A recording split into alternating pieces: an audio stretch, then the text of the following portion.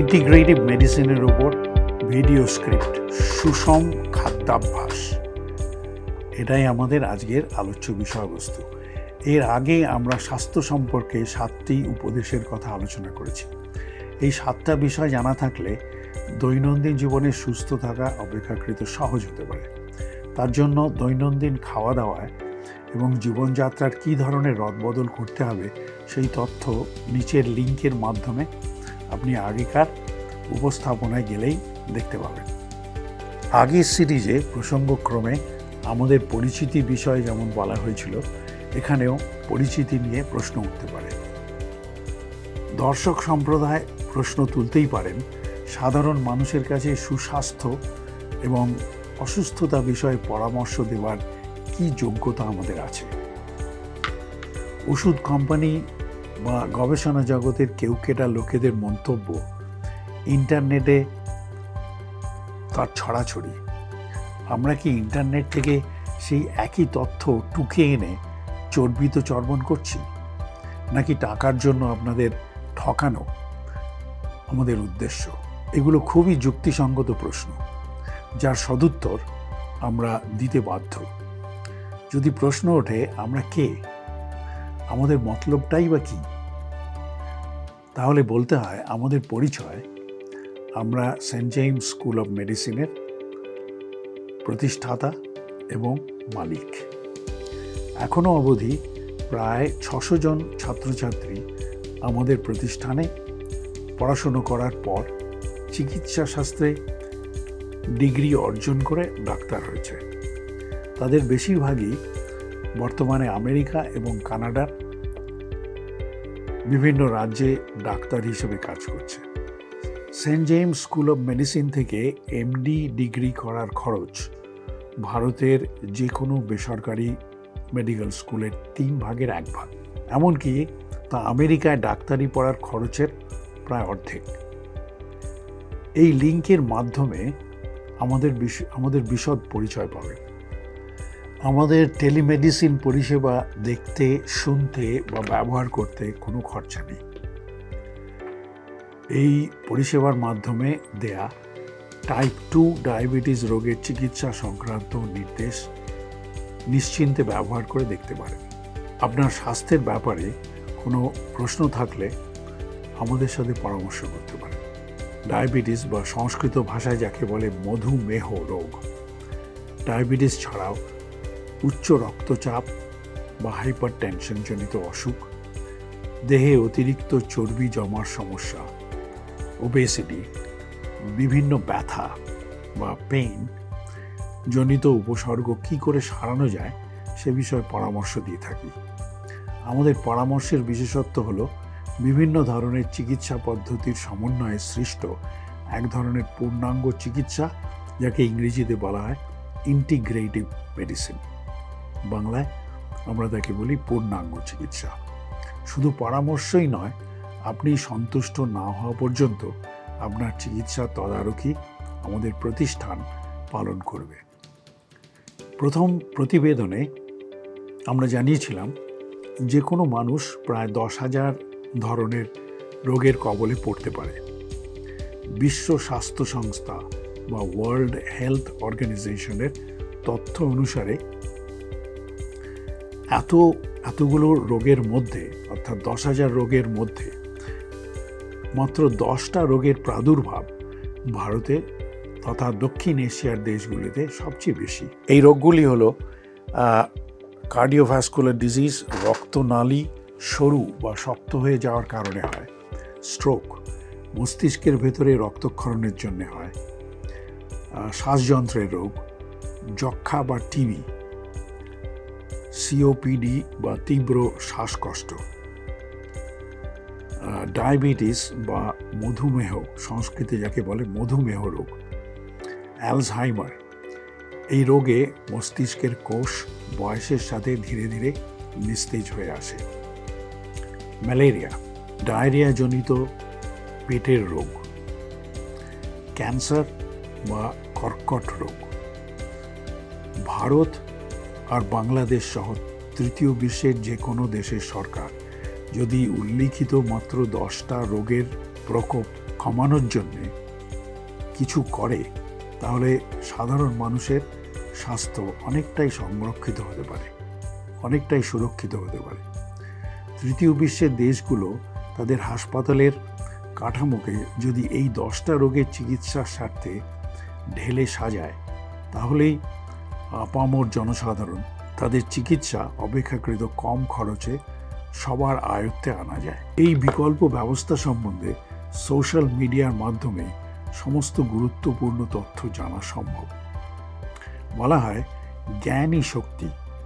এই জ্ঞান কোনো জটিল অভিনব বৈজ্ঞানিক আবিষ্কার নয়, বরং তথাকথিত আধুনিক চিকিৎসার সাথে লক্ষ কোটি মানুষের অভিজ্ঞতাজাত হাজার হাজার বছরের প্রচলিত সাবেকি টোটকা মিলিয়ে গড়া চিকিৎসা।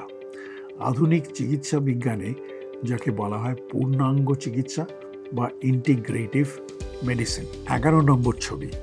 এই 11 নম্বর ছবিতে দেখবেন ইন্টিগ্রেটিভ মেডিসিন। বহুজাতিক ফার্মাসিউটিক্যাল শিল্পের ব্যাপক এবং আক্রমণাত্মক বিজ্ঞাপনের প্রভাবে সাধারণের ধারণা জন্মে দেওয়া হয়েছে যে কৃত্রিম ঔষধ ভিত্তিক চিকিৎসাই সবথেকে ফলপ্রসূ এবং বিজ্ঞানসম্মত। বহু প্রচলিত সাবেকি চিকিৎসা সম্পূর্ণ হাতুড়ে। কিন্তু ভোক্তার প্রবল চাপে সর্বশক্তিমান ফার্মাসিউটিক্যাল শিল্প সাবেকির সাথে পশ্চিমী চিকিৎসার সমন্বয় ঘটিয়ে পূর্ণাঙ্গ চিকিৎসা বা ইন্টিগ্রেটিভ মেডিসিন নামে এক নূতন জনপ্রিয় চিকিৎসা পদ্ধতিকে ধীরে ধীরে স্বীকৃতি দিচ্ছে। এই ছবিতে কেবল 7টি সাবেকি চিকিৎসার সাথে পূর্ণাঙ্গ চিকিৎসার সম্পর্ক আমরা দেখছি। বাস্তবে আরও বিভিন্ন ধরনের সাবেকি চিকিৎসা ক্রমশ তার সাথে একীভূত বা ইন্টিগ্রেট হতে চলেছে বলেই এই চিকিৎসা পদ্ধতির নাম ইন্টিগ্রেটিভ মেডিসিন। এবার আসুন এমন এক মহামারী অসুখ নিয়ে আলোচনার সূত্রপাত করা যাক, যেটা জগৎ জুড়ে সাধারণ মানুষের এক বিশাল অংশের জীবন অতিষ্ঠ করে তুলেছে। যে অসুখকে পণ্য বানিয়ে বহুজাতিক ওষুধের শিল্প প্রতিষ্ঠানগুলি বিশাল ব্যবসা ফেঁদে রেখেছে, আন্তর্জাতিক ক্ষেত্রে ব্যাপক রাজনৈতিক প্রভাব বিস্তার করে ফেলেছে, নিয়ন্ত্রণ করছে দেশে বিদেশে শিক্ষা প্রতিষ্ঠান এবং গবেষণার কর্মসূচি। তাদের জগৎজোড়া কর্মকাণ্ড আর প্রতিপত্তি মানুষের অসুখ সারানোর জন্য নয়, রোগকে জিয়ে রেখে চিকিৎসার নামে মুনাফা কামানোই তাদের লক্ষ্য।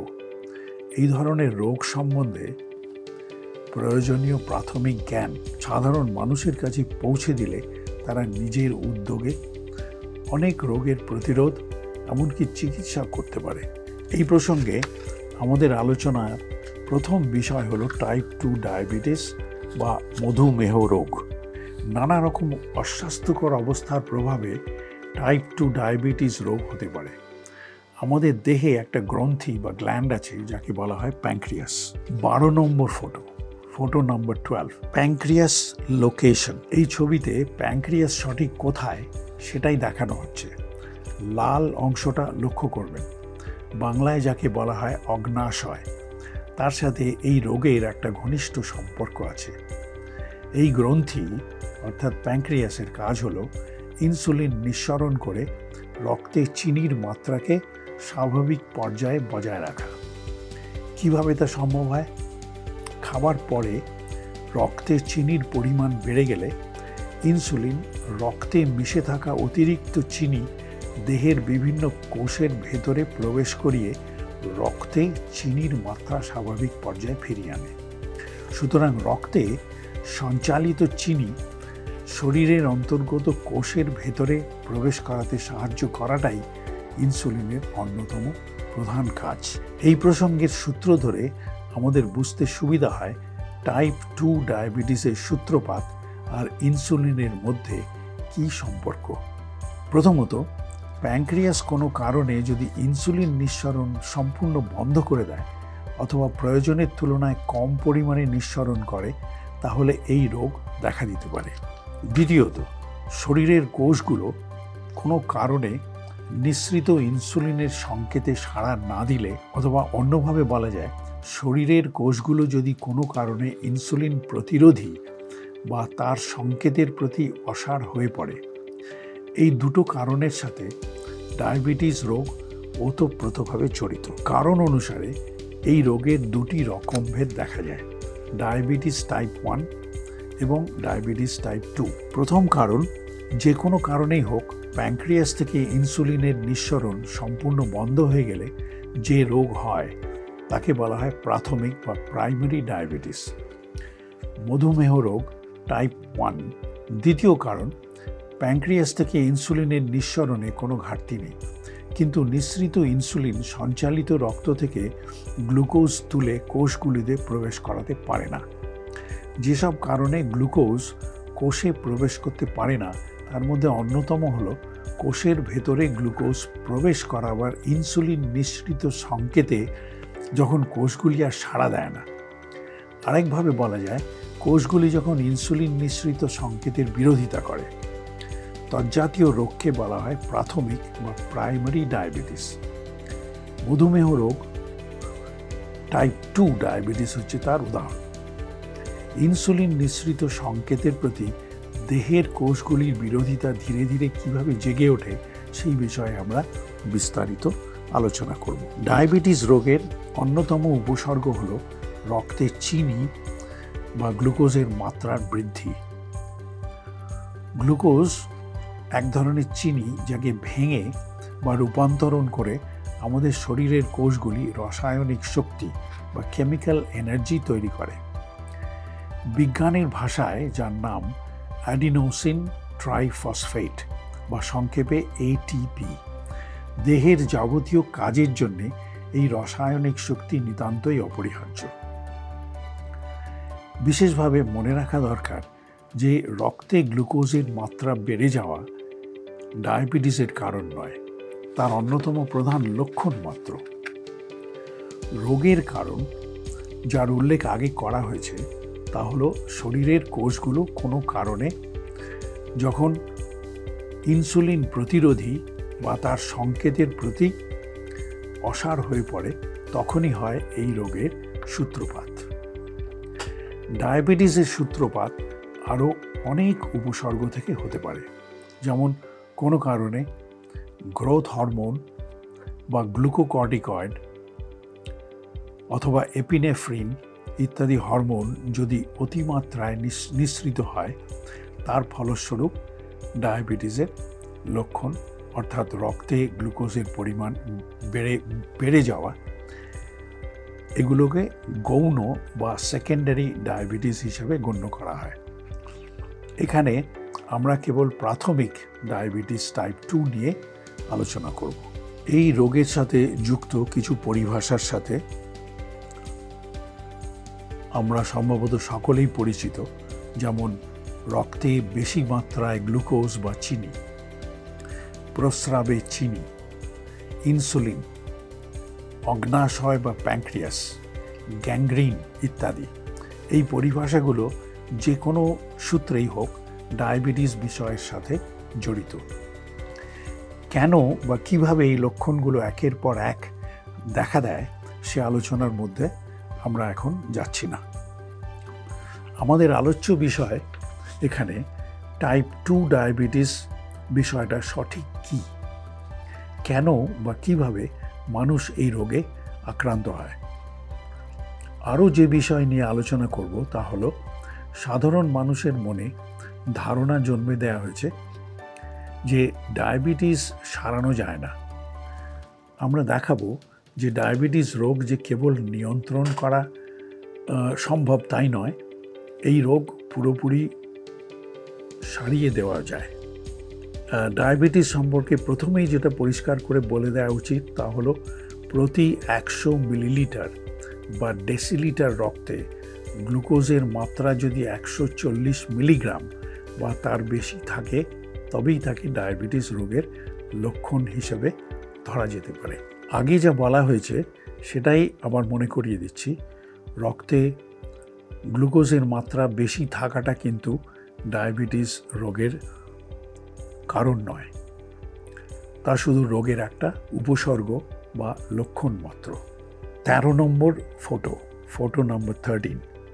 এই ছবিতে জোর দিয়ে বলা হচ্ছে রোগের কারণ এক জিনিস আর সেই রোগের লক্ষণ আরেক জিনিস। টাইপ 2 ডায়াবেটিস সম্বন্ধে দ্বিতীয় গুরুত্বপূর্ণ তথ্য, ডায়াবেটিসের সঠিক কারণ তাহলে কি? এর সহজ এবং সোজা উত্তর হলো ইনসুলিনের প্রতি দেহের কোষগুলির সংবেদনশীলতা অর্থাৎ সেন্সিটিভিটি যদি কমে যায় অথবা পুরোপুরি বন্ধ হয়ে যায়। আরেকভাবে বলা যায়, দেহের কোষগুলি কোনো কারণে যদি ইনসুলিনের ইশারাকে অগ্রাহ্য করে তখনই হয় ডায়াবেটিস রোগের সূত্রপাত। এই রোগের প্রভাবে রক্তে গ্লুকোজের মাত্রা অস্বাভাবিক রকম বেড়ে যায়, যার ফলে শরীরে রকমারি অসুস্থতা মাথা চাড়া দিতে থাকে। প্রথমেই জানতে হবে ইনসুলিন হরমোন অন্য যে কোনো হরমোনের মতো যে বিশেষ বিশেষ কোষের সাথে রাসায়নিক সংকেতের মাধ্যমে নির্দেশ বিনিময় করে, তাদের মধ্যে অন্যতম হল ছড়ানো ছেটানো একটি চর্বির কোষ থাকে। সাধারণত মেদ বা অ্যাডিপোজ টিস্যু বলা হয়। হাড়ের কাঠামোর সাথে সংলগ্ন পেশি, যাকে স্কেলিটাল মাসল বলে, বৃক্ক বা কিডনি, যকৃৎ বা লিভার, চামড়া এবং অন্যান্য বেশ কয়েকটি অঙ্গ প্রত্যঙ্গ। কখনো কখনো এই অঙ্গ প্রত্যঙ্গের কোষগুলো ইনসুলিনের ইশারায় সাড়া দেয় না এবং অথবা ইনসুলিনের সহায়তা নেবার সামর্থ্য হারিয়ে ফেলে। এই অস্বাভাবিক পরিস্থিতি আরেকভাবে বললে দাঁড়ায়, ইনসুলিন যাদের সাথে কথা বলে সেই কোষগুলো বিভিন্ন কারণে ইনসুলিনের ইশারার বিরোধী বা সংবেদনহীন হয়ে পড়ে। আরও সহজ করে বলতে হয়, ইনসুলিন হরমোনের সাথে ডায়াবেটিস রোগের একটা ঘনিষ্ঠ সম্বন্ধ আছে। ইনসুলিন যেন এক ডাক পিয়ন হিসেবে কাজ করে, যার কাজ চিঠি বিতরণ করা। আমরা যে খাবারগুলো খাই তাকে ভেঙে বার করে আনা গ্লুকোজের অণুগুলোকে নিয়ে কি করা উচিত তা লেখা থাকে চিঠিগুলোতে। চিঠির নির্দেশ দুরকমের হতে পারে। এক হচ্ছে গ্লুকোজ ভেঙে শক্তি উৎপাদন করার নির্দেশ, আরেক হচ্ছে অতিরিক্ত গ্লুকোজকে চর্বি হিসেবে শরীরে জমানোর নির্দেশ। দ্বিতীয় চিঠি অর্থাৎ চর্বি জমানোর নির্দেশ পাঠানো হয় তখনই যখন কোষের বাড়তি শক্তির দরকার থাকে না, যখন আমরা প্রয়োজনের অতিরিক্ত খেয়ে ফেলি অথবা ঘন ঘন খাবার খাই, তখন ইনসুলিন নিঃসরণের পরিমাণ ক্রমশ বেড়ে যায়। ইনসুলিন ডাকপিয়ন তখন দ্বিতীয় চিঠি চর্বি জমানোর নির্দেশ পাঠাতে শুরু করে। চিঠিতে লেখা ইনসুলিনের নির্দেশ যদি কোনো কারণে কোষগুলো না মানে, তাহলে গ্লুকোজ অণুগুলোকে আর ঠিকমতো ভাঙা বা শরীরে জমিয়ে রাখা সম্ভব হয় না। তখন রক্তে গ্লুকোজের পরিমাণ বাড়তে শুরু করে। একে বলা হয় ইনসুলিন প্রতিরোধ বা ইনসুলিন সংবেদনহীনতা, এবং এটাই টাইপ 2 ডায়াবেটিসের প্রধান কারণ। ধমনীতে অর্থাৎ ভেইনে সঞ্চালিত রক্তে গ্লুকোজের মাত্রা বেড়ে যাওয়া ডায়াবেটিসের কারণ নয়, কেবল লক্ষণ মাত্র। এই জরুরি বিষয়টা আগেও আলোচিত হয়েছে, এখানেও হচ্ছে, আর পরেও আলোচিত হবে। এখানে যা বলা হলো, এবার সে বিষয়ে সহজ করে বানানো দুটো ভিডিও আসুন দেখা যাক।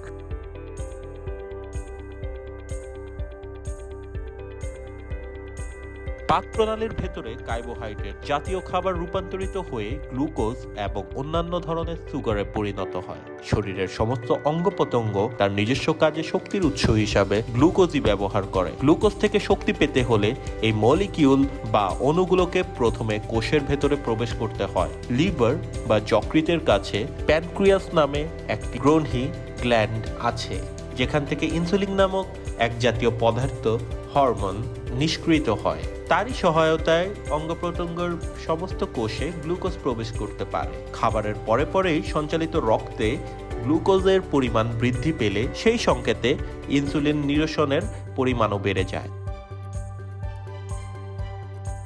ক্রমবর্ধমান ইনসুলিন প্রবাহিত গ্লুকোজ কণিকাগুলোকে কোষের ভেতরে প্রবেশ করিয়ে রক্তে গ্লুকোজের পরিমাণ স্বাভাবিক পর্যায়ে নামিয়ে আনে।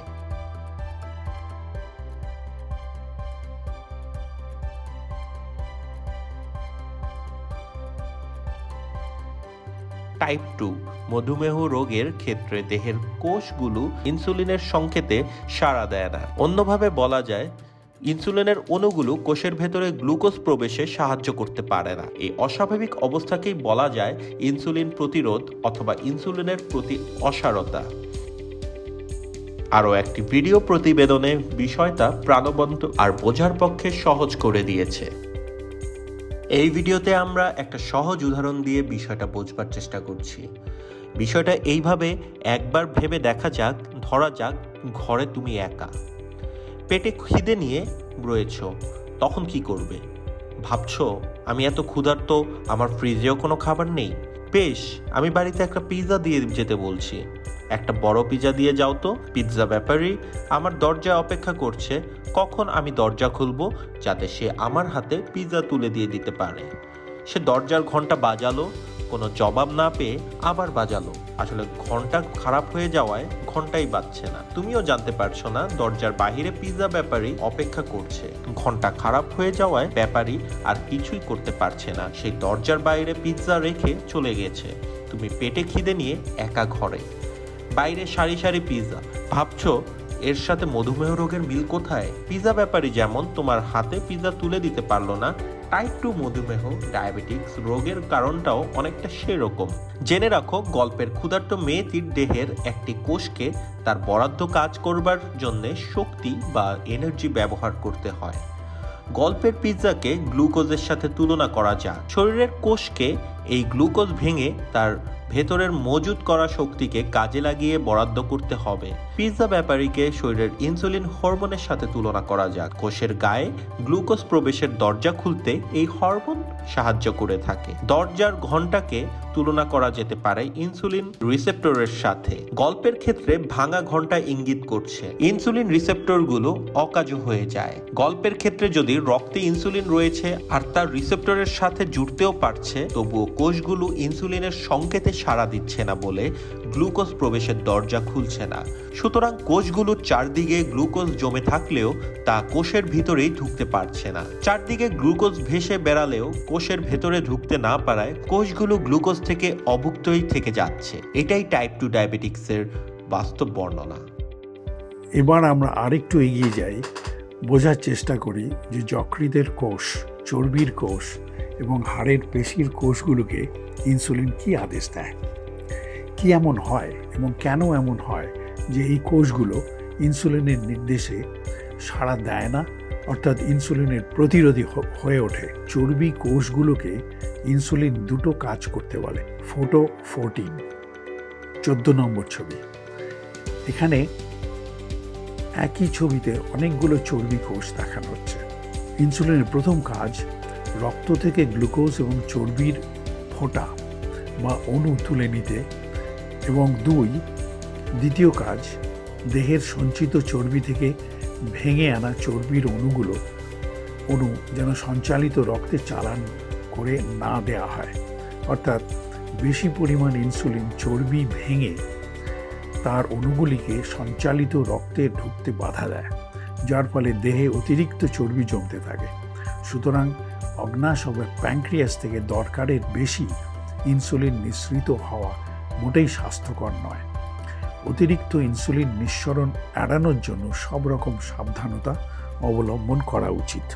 হাড়ের পেশির কোষগুলোর ক্ষেত্রে ইনসুলিন এই পেশিগুলোকে রক্ত থেকে গ্লুকোজ তুলে নেবার নির্দেশ দেয় এবং একই সাথে তাদের বলে তারা, অর্থাৎ পেশি, যেন চর্বি ভেঙে শক্তি বা এটিপি তৈরি করাও বন্ধ করে, যার ফলে ইনসুলিনের মাত্রা বেড়ে গেলে পেশির চারপাশে চর্বি জমতে দেখা যায়। এবার দেখা যাক ইনসুলিন যকৃৎ বা লিভারকে কি নির্দেশ দেয়। যকৃতের কোষের ক্ষেত্রে দেহের বিভিন্ন কোষে, বিশেষত লিভার এবং পেশিতে মজুদ করে রাখা রূপান্তরিত গ্লুকোজকে বলা হয় গ্লাইকোজেন। ইনসুলিন তার বশবর্তী কোষগুলিকে গ্লাইকোজেন তৈরি করতে প্রভাবিত করে। গ্লাইকোজেন ভেঙে গ্লুকোজ তৈরি বন্ধ করে। প্রোটিন অথবা চর্বি ভেঙে গ্লুকোজ তৈরির প্রক্রিয়াকে, যাকে বলা হয় গ্লুকোনিওজেনেসিস, স্থগিত রাখে। আশা করি আমরা খানিকটা জেনেছি এবং বুঝেছি কিভাবে ইনসুলিন চর্বি কোষ, পেশির কোষ এবং যকৃতের কোষকে প্রভাবিত করে বা নির্দেশ দেয়। এবার ফটো 15 নম্বর ছবি। এখানে kidney, liver, target of pancreas আগেও দেখেছি, আবার এই ছবিতেও দেখছি হলুদ রঙের প্যানক্রিয়াস, সাথে দেখানো হচ্ছে এখান থেকে নিঃসৃত ইনসুলিন লিভার, কিডনি, হাড়ের সাথে জুড়ে থাকা পেশি কোষগুলোকে সাহায্য করছে। কি সাহায্য? রক্ত থেকে গ্লুকোজ তুলে নিয়ে সেটা ভেঙে নিজের কাজে লাগাবার সাহায্য।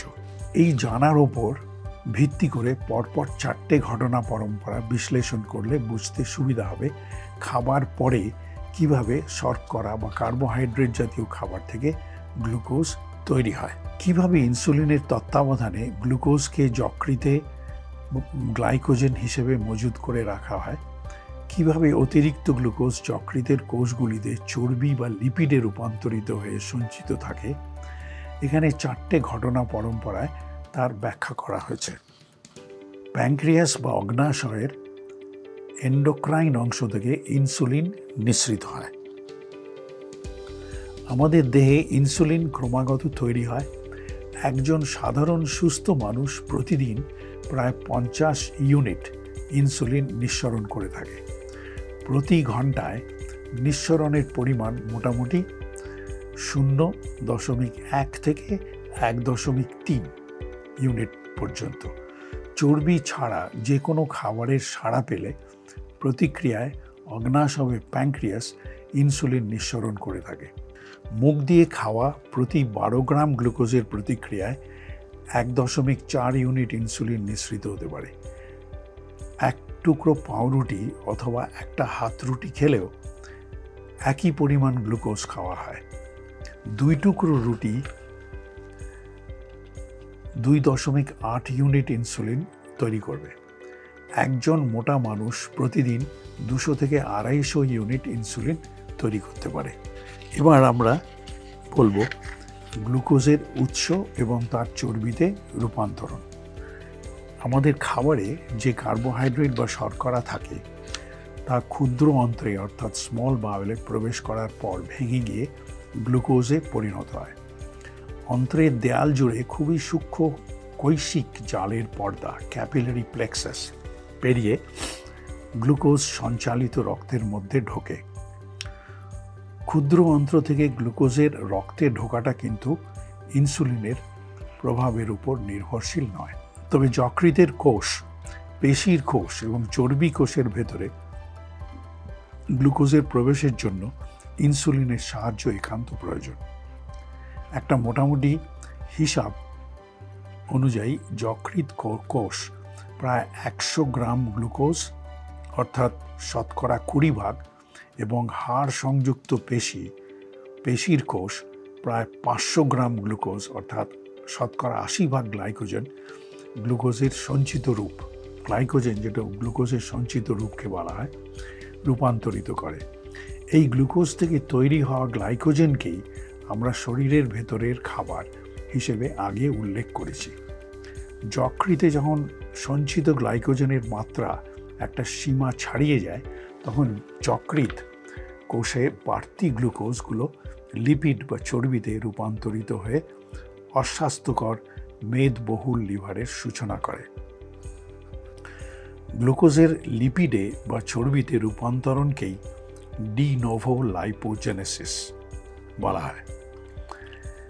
যকৃতে অতিরিক্ত লিপিড তৈরি এবং সঞ্চিত হলে দেহে অতিরিক্ত চর্বি জমা হয়, যা শরীরে মেদবহুল তথা ফ্যাটি লিভারের সূচনা করে।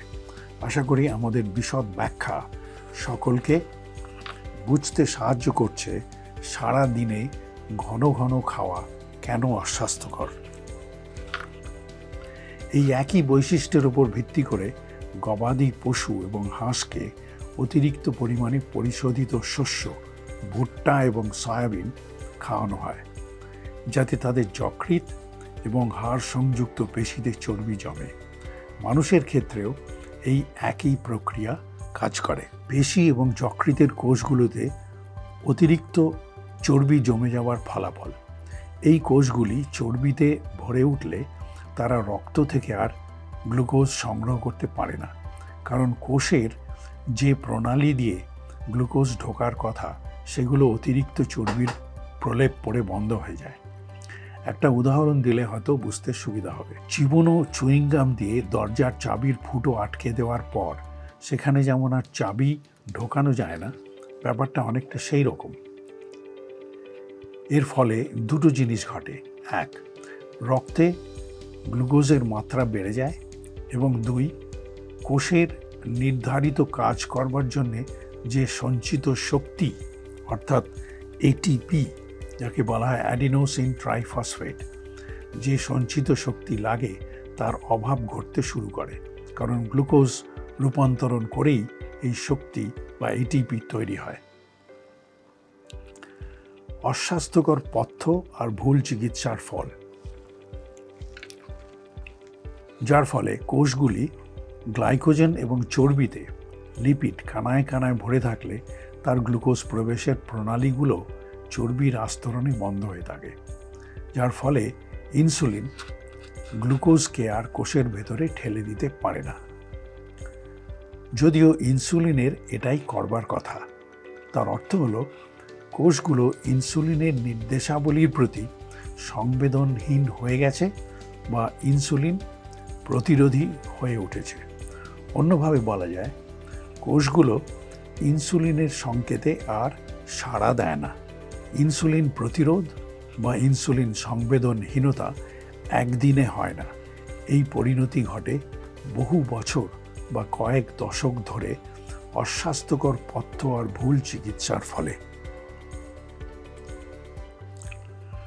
উপরের ব্যাখ্যা থেকে যে ছবিটা ফুটে ওঠে তা হলো কলকারখানায় তৈরি পরিশোধিত খাবার বা প্রসেসড ফুড, যেমন সাদা ময়দা, সাদা চিনি, মিলেট চাল, প্যাকেজে ভরা কেমিক্যাল মেশানো যে কোনো রকমের খাবার, যাতে সাদা চিনি বা কর্ন সিরাপ মেশানো থাকে, সেসব খাবার দিনের পর দিন খেলে যকৃৎ ও হাড় সংযুক্ত পেশিতে চর্বি জমার সম্ভাবনা বেড়ে যায়।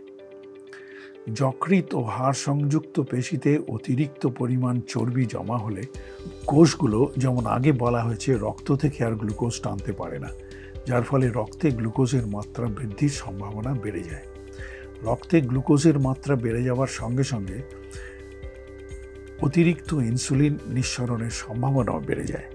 প্রয়োজনের অতিরিক্ত মাত্রায় ইনসুলিন রক্তে জমা হতে থাকলে যেসব অস্বাস্থ্যকর শারীরিক জটিলতা দেখা দেবার সম্ভাবনা বেড়ে যায় তা হলো: 1, যকৃৎ ও হাড় সংযুক্ত পেশিতে অতিরিক্ত পরিমাণে চর্বি মজুদ হওয়া।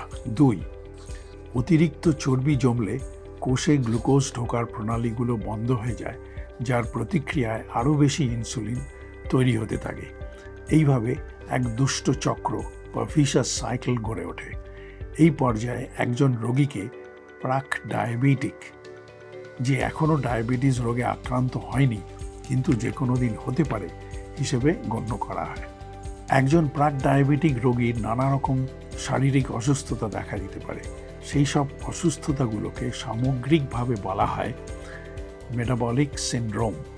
এতক্ষণ মুখে মুখে বলা হলো, তাকে সচল কার্টুনের মাধ্যমে আরও সহজবোধ্য উদাহরণ দিয়ে বোঝাবার চেষ্টা করা হচ্ছে কিভাবে এই দুষ্ট চক্রের ক্রমবিকাশ ঘটে। টাইপ 2 ডায়াবেটিক্সের বিষয়টা একটু জটিল। এই ক্ষেত্রে দেহ হয় যথেষ্ট পরিমাণ ইনসুলিন তৈরি করে না, অথবা করলেও আশানুরূপ কাজ করে না।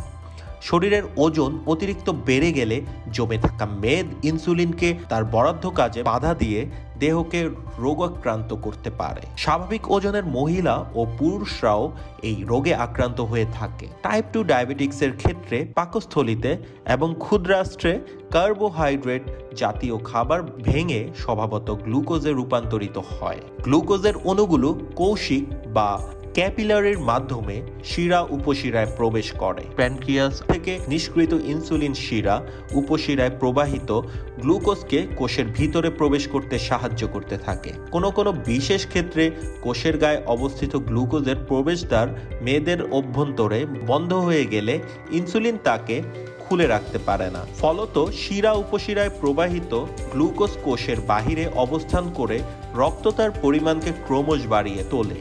ক্রমবর্ধমান গ্লুকোজের তাড়নায় প্যানক্রিয়াস আরও বেশি করে ইনসুলিন নিঃসরণ করে। ফলত ইনসুলিন এবং গ্লুকোজ এই দুয়ের পরিমাণই বাড়তে থাকে। ক্রমবর্ধমান ইনসুলিন এবং গ্লুকোজ কোনোটাই কোষকে তার গ্লুকোজজাত পুষ্টি যোগাতে না পারায় কোষগুলোকে যকৃৎ অথবা লিভারকে জরুরি সংকেত পাঠায় আরও গ্লুকোজ সরবরাহ করবার আবেদন জানিয়ে। সেই সংকেতের জবাবে যকৃৎ তার পুঞ্জিত গ্লাইকোজেন ভেঙে আরও গ্লুকোজ সরবরাহ করলেও তা কোষে প্রবেশ করতে পারে না। তা কোষে প্রবেশ করতে না পেরে রক্তে গ্লুকোজের পরিমাণ আরও বাড়িয়ে দেয়।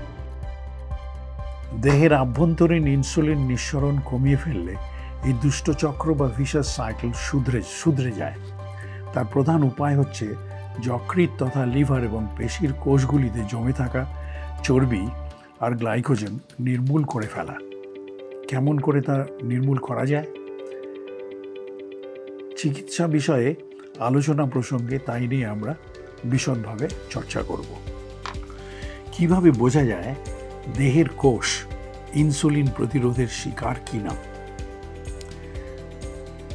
আগেই বিশদভাবে আলোচনা করা হয়েছে যে ইনসুলিন প্রতিরোধকে ইনসুলিন রেজিস্ট্যান্স নির্মূল করা বা তার গতি বিপরীতমুখী করা ডায়াবেটিস চিকিৎসার অন্যতম প্রধান উপায়।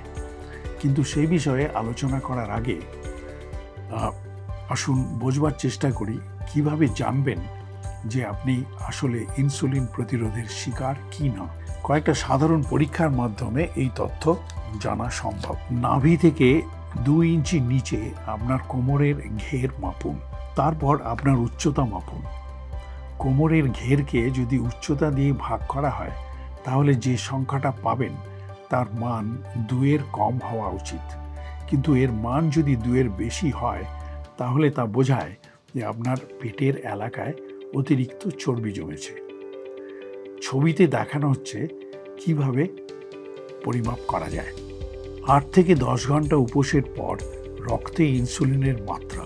এই রক্ত পরীক্ষা আপনার অগ্ন্যাশয় বা প্যানক্রিয়াস থেকে ইনসুলিন তৈরির মাত্রা স্বাভাবিক কি না অস্বাভাবিক 6-এর ওপরে তা জানান দেয়।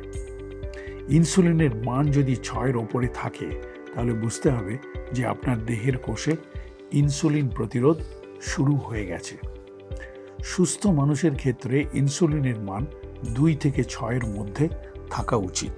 উচ্চ সংবেদনশীলতা সি রিঅ্যাক্টিভ প্রোটিন HSCRP পরীক্ষা কোনো আঘাত বা সংক্রমণের প্রতিক্রিয়া হিসাবে দেহের ভেতরের অঙ্গ প্রত্যঙ্গ ফুলে যেতে পারে।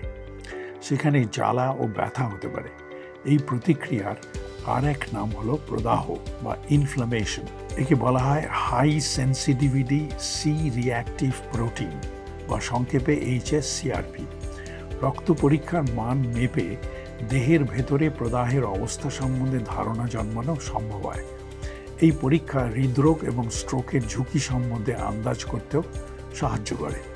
পরীক্ষার মান 3-এর নিচে থাকলে তা হৃদরোগ এবং স্ট্রোকের ঝুঁকি নেই এমনই নির্দেশ করে।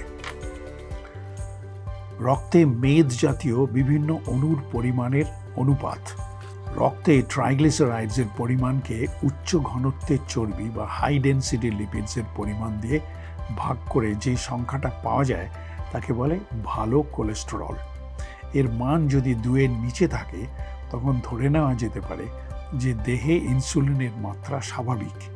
কিন্তু যদি এর মান 2-এর বেশি হয় তখন তা অত্যাধিক ইনসুলিন বা সম্ভাব্য ইনসুলিন প্রতিরোধের দিকে ইঙ্গিত দেয়। আজকের প্রতিবেদনে আমরা যে তথ্যটা সহজ ভাষায় বোঝবার চেষ্টা করেছি সেটা হলো দেহের কোষগুলি ইনসুলিনের সংকেতে সাড়া দিতে পারে না। এটাই ডায়াবেটিস টাইপ 2 রোগের মূল কারণ। রক্তে চিনি বা গ্লুকোজের পরিমাণ বেড়ে যাওয়াটা রোগের লক্ষণ। আগামী অর্থাৎ 3 নম্বর প্রতিবেদনে আমরা রোগের চিকিৎসা বিষয়ে আলোচনা করব।